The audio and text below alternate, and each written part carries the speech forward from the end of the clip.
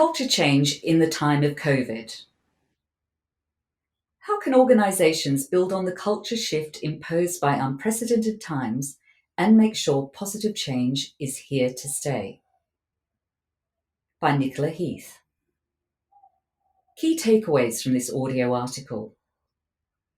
Social distancing measures have been a catalyst for culture change within workplaces that would normally have taken several years to achieve. Ensuring the positive changes endure beyond the pandemic requires new approaches to cultural transformation and evaluating change initiatives. Lasting cultural transformation is an ongoing process that needs to be monitored and tweaked on a consistent basis. Article begins. If you want to gauge the power of a crisis in serving as a catalyst for change, the COVID-19 pandemic is an excellent case in point. It is hard to imagine a more radical shake-up of the modern workplace.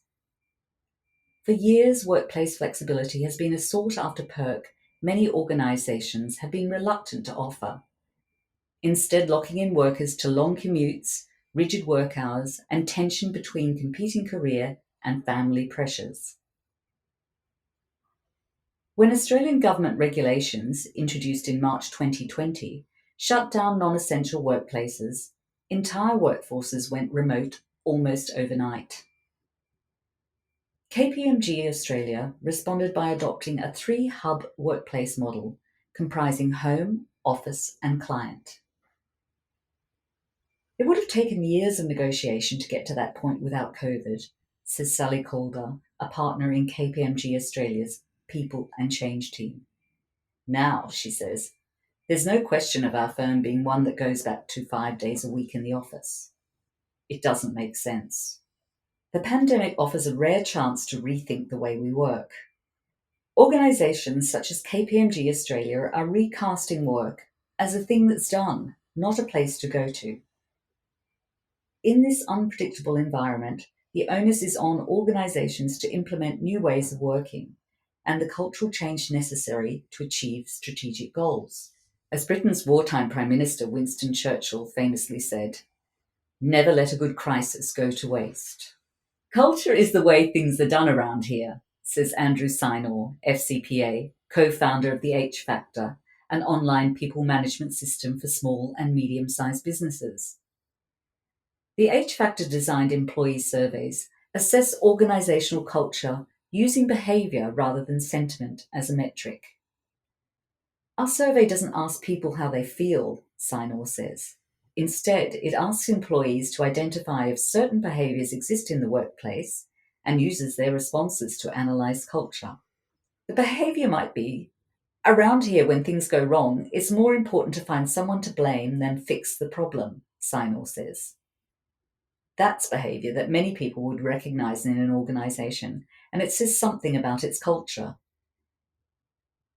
If you want to change the culture, you need to understand what is driving the behaviour so you can then implement a change. In this case, the drivers of the behaviour are probably fear and risk aversion, notes Sinor.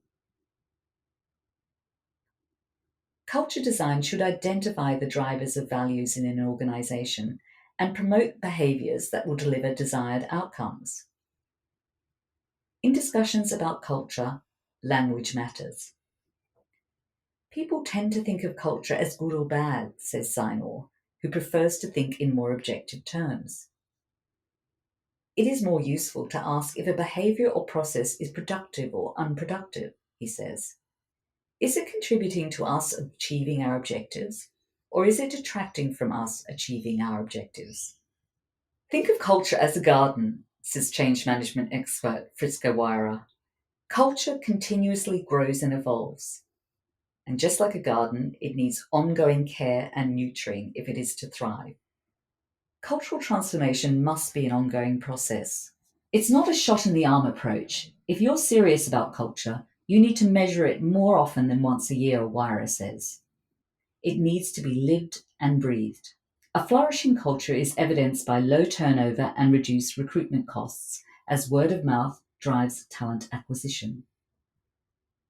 Signs of an ailing culture include poor results in customer satisfaction and employee engagement surveys. You can sense it in people's language. You can see it in their behaviour when they walk the halls with their eyes cast downwards, says Wyra. Failure of compliance is another clear sign the culture is failing, says Andrew Sinor, pointing to high-profile examples such as Rio Tinto, which approved the destruction of ancient rock shelters at Yukon Gorge in Western Australia in May last year, and AMP, which was accused of mishandling alleged sexual harassment claims. An organisation might be on the right side of the law, but commit an ethical breach, notes Sinor. When you're straddling these kinds of issues, it's usually an indication that the culture isn't quite right. The payoff for investing in culture is improved performance and employee retention, reduced costs, and happier workers. At the end of the day, it's the people that make things happen, says Wyra. You only have to look at companies with enviable, thriving cultures, such as Apple, Toyota, and Southwest Airlines in the US. A crisis reminds us that we are capable of adapting quickly, says Kathy Hilliard, partner, People and Change at KPMG Australia. In the past, there's been a tendency to react quickly to a crisis, but to revert to old habits once it's passed. The difference now is that we have disruption on disruption on disruption. The multidimensional COVID-19 crisis illustrates just how uncertain, complex, and volatile the world is, says Hilliard. Until now, she says, we've relied on structured, ordered, and traditional responses, which are no longer sufficient. In this atmosphere of instability, organizations must be adaptive, resilient, and responsive to the unknown and the uncertain. In the report, COVID-19, Conscious Culture Creation, New Ways of Working, Sally Calder and Kathy Hilliard outline a path forward for leaders to reshape culture in a post-pandemic setting. They argue that workplaces need to be elastic, fun, fast, successful, tough, and capable of renewal and reinvention. The expression of emotion and anxiety become more common in workplaces during the pandemic as workers adjusted to video calls and virtual interactions instead of face-to-face communication. As a result, leaders need to create adaptive, highly engaged, human workplaces that are enriching, empowering, and enabling. The key attribute in the post-pandemic new normal is cultural adaptability. Two researchers writing in the Harvard Business Review defined this as an organization's ability to innovate, experiment, and quickly take advantage of new opportunities. Leaders must continue to cultivate their company's culture to help people stay focused on the most important initiatives, even as they contend with the unprecedented challenges and continuously changing conditions presented by the pandemic. Note Jennifer Chapman from the University of California's Berkeley Haas School of Business, and Francesca Gino, author and behavioral scientist. According to Sally Calder, the upheaval of the pandemic has seen a new set of leadership skills come to the fore. Agility, compassion, empathy, vulnerability, and an aptitude for deep listening, as well as the ability to link decisions to purpose and to go into a conversation as a leader knowing you don't have all the answers. Strong leadership in a crisis entails being clear about desired values and behaviours while remaining what Kathy Hilliard calls pragmatically optimistic, not falling into the trap of reassuring people it's going to be okay, but providing some sense of purpose and direction. Any cultural transformation is bound to encounter pushback. Engaging with stakeholders early on is essential, says Katrina Rowe, Change Manager at CPA Australia.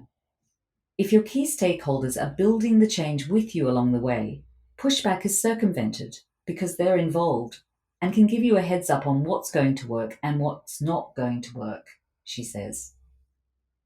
The first step in a program of change is to engage with stakeholders to understand why the project was instigated in the first place. At CPA Australia, change often originates from member feedback, says Rowe, who is currently working on two projects, a website redevelopment and an education project. A crucial aspect of a change manager's role is to ask questions, draw conclusions, and avoid assumptions. Change management requires a lot of listening, says Rowe. You're often a sounding board for people's concerns. More often than not, resistance to a project stems from an underlying issue. Rose says, I often find that resistance can be managed or at least maintained if you understand someone's perspective and where they're coming from.